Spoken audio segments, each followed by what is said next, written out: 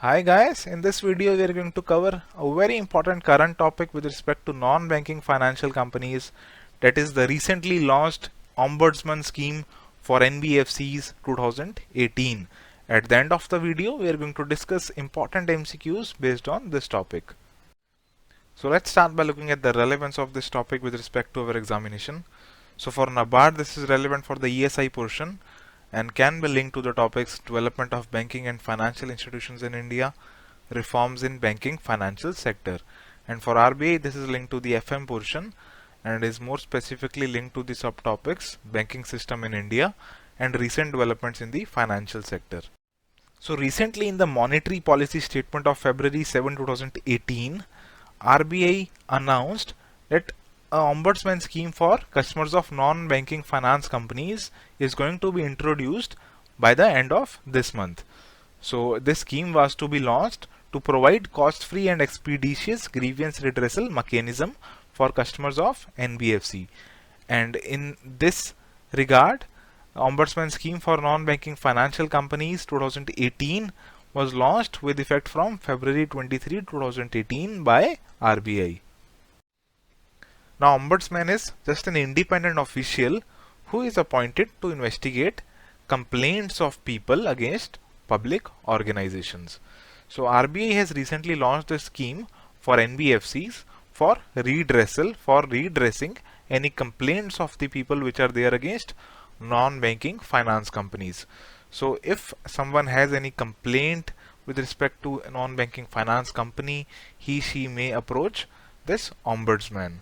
Now this ombudsman would be a senior official who would be appointed by the RBI, and she would look into the deficiencies or the complaints in the services of NBFCs on the grounds which have been specified under a clause 8 of this scheme. So only complaints pertaining to the grounds covered under clause 8 of the scheme would be examined by the ombudsman. Now why this scheme has been launched? Now this scheme is introduced with the objective of enabling a resolution of complaints free of cost and to facilitate the satisfaction or settlement of any complaints against NBFCs. Now RBI aims to promote a conducive culture among non-banking finance companies and to regulate the credit system of the countries. So NBFCs are a major part of the credit system of the country, and RBI seeks to regulate this credit system by providing Ombudsman Scheme for NBFCs. Major focus is on effective redressal of complaints against any deficiency which is there in the services of these non-banking finance companies in the areas of deposits, loans, advances and other related matters. Now let us look at the applicability of this scheme. So this scheme, as its name only suggests, would be applicable to NBFCs, but NBFCs would be those which are mentioned in section 45I(f) of the RBI Act and are registered with the RBI. So they have to be covered under the definition of RBI Act and have to be registered with the RBI. Besides this, so in addition to this, they have to be authorized to accept deposits, or they should have customer interface with asset size of 1 billion rupees or above. Now initially the scheme would be operationalized only for deposit accepting NBFCs. So initially all the NBFCs are not going to be covered. Initially only the deposit accepting NBFCs are going to be covered, and at a later stage this scheme is going to be extended to remaining categories of NBFCs. Further, only 4 metro cities would be initially covered under the scheme. Now the Ombudsman office would be established in these 4 metro cities, that are Chennai, Kolkata, Mumbai and New Delhi, for handling complaints. Now they will handle all the complaints which have been there from the respective zones. So in the north zone there will be New Delhi, in the west zone there would be Mumbai, in the east there would be Kolkata, and in the south there would be Chennai. So this scheme shall come into effect and in force from February 23, 2018, as we have already learned. So this is going to be the procedure in case of any complaint against NBFC. Now any complainant, if someone has any complaint against NBFCs, he may not directly approach the ombudsman. He has to first approach the NBFC concerned. Now, if the NBFC concerned does not reply within 1 month, or it rejects its complaint, or the complainant is not satisfied with the reply which have been given by the NBFC, in that case the complainant may approach Ombudsman. Now, against the orders of Ombudsman, the complainant may be having some issue, or the NBFC may be having some issue, and in this case they may approach the appellate authority, and this they have to do in the period of 30 days, and extension may be granted for further 30 days for this appeal to appellate authority. So this is the basic procedure with respect to complaints under the Ombudsman scheme. So these are the grounds of complaint on which reference may be made to Ombudsman for redressal or resolution of grievance.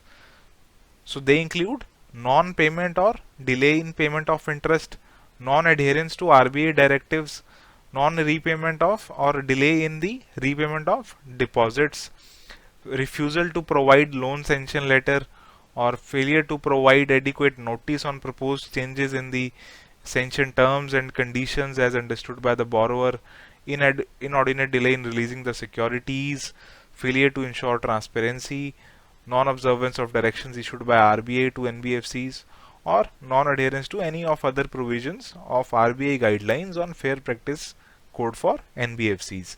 So these are the grounds on which complaints can be made to Ombudsman with regard to non-banking finance companies. Now, a aggrieved person who wishes to file a complaint on the specified grounds may do so either himself or through his authorized representative. Now, when the complaint is made in writing, it shall be duly signed by the complainant or his authorized representative. Complaint can also be made through electronic means. So, electronic complaints are equally valid and acceptable. Now, Ombudsman may also reject a complaint if he is satisfied that the complaint does not comply with the guidelines which have been laid under this scheme. An important point to note is that NBFC Ombudsman will not be charging any fees. So filing complaint is free of cost. So this is very important. Now let us learn more about Ombudsman. Now Ombudsman would be appointed by RBI, and the officer would be in the rank of not less than general manager. So this is an important aspect of Ombudsman. Now, for expeditious disposal of complaints, Ombudsman may organize periodical meetings. There would be a secretariat which would be constituted, and its cost would be borne by RBI. Ombudsman shall send to RBI Governor a report as on 30th of June every year, which would contain a general review of the activities of his office during the year. So here are the power and roles and responsibilities of the Ombudsman. Now, Ombudsman may require the NBFC against whom the complaint has been filed to provide any information or to furnish any certified copy or document with regard to the complaint. Now, Ombudsman has to maintain confidentiality of any information or document that comes into his knowledge or possession in the course of discharging his duties. So whenever Ombudsman is trying to discharge his duties, he may acquire some confidential information. So he has to maintain confidentiality of that information. Now, as soon as it is practicable to do so, Ombudsman shall send a copy of the complaint to branch or registered office of the NBFC concerned against whom the complaint has been filed. So Ombudsman will be forwarding the complaint to NBFC as soon as possible. And for the purpose of promoting settlement of the complaint, Ombudsman may follow such procedure as he may consider just and proper. So the procedural flexibility has been given to Ombudsman, and he may follow such procedure as he may consider just and proper. Now, responsibility of NBFCs has also been clearly laid down under this scheme. Now, NBFCs have to ensure that the purpose of the scheme and contact details of the Ombudsman have been displayed prominently in all the offices and branches. So details regarding the scheme have to be displayed prominently by NBFCs. Also, they have to ensure that a copy of the scheme is always available with the designated officer of the company, and it is also available on the website of the NBFCs concerned. Now NBFCs shall also be required to appoint a nodal officer. So a nodal or special officer would be appointed, and that officer would be responsible for representing the company and to furnish any information to Ombudsman in respect of complaint which has been filed against NBFC. So these are the different responsibilities of NBFCs which have been covered under the scheme. Now for the settlement of complaints, Ombudsman shall endeavor to promote settlement by agreement and promote conciliation or mediation. So Ombudsman has to promote settlement of the complaint by agreement. But if the complaint is not settled by agreement within a specified period, then Ombudsman, after providing a reasonable opportunity to both the parties, may pass an order or award, either allowing or rejecting the complaint. Now the award which have been passed shall briefly state the reasons also, that why this award has been passed. Now most important, Ombudsman is also given the power to award compensation not exceeding 100,000 rupees on account of loss of time, expenses incurred, harassment and mental anguish suffered by the complainant. So this additional compensation can also be awarded by Ombudsman. Now, so in the initial slides, we learnt about the applicability of this scheme on the NBFCs and on different aspects of the applicability part. Now, there are some categories of NBFCs which have been excluded from the ambit of this scheme. So what are those NBFCs? They are non-banking financial company in infrastructure finance company, core investment company, infrastructure debt fund, non-banking financial company, and NBFCs under liquidation. So these have been excluded from the ambit of the scheme. Now let us look at some MCQs based on the topic we have just covered. Recently, RBI launched Ombudsman Scheme for non-banking financial companies for redressal of complaints against them. The scheme came into effect and force from 1st October 2017, 7th January 2018, 23rd Feb 2018, or none of the above. So this we have already seen. The answer is option number C, 23rd Feb 2018. RBI recently launched Ombudsman Scheme for NBFCs. Which of the following conditions need to be satisfied by NBFCs for coverage under this scheme? They should be covered under definition as mentioned under the section 45 of RBI Act 1934. They should be registered with RBI. They should be authorized to take deposits or have customer interface with assets size of 1 billion rupees or above, and all of the above. So these all conditions are required to be satisfied for the NBFCs for coverage under the scheme. So answer here would be D, all of the above. Which of the following is incorrect regarding filing of complaints under recently launched Ombudsman Scheme for NBFCs?